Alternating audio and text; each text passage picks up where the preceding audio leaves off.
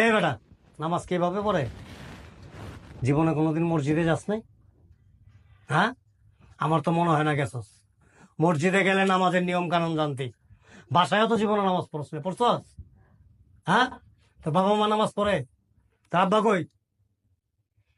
হ্যাঁ, তার আব্বা কই? ডাক দে। আব্বা, আব্বা, বকরির বাচ্চার মতো বে। তোমার ডাকতেছে।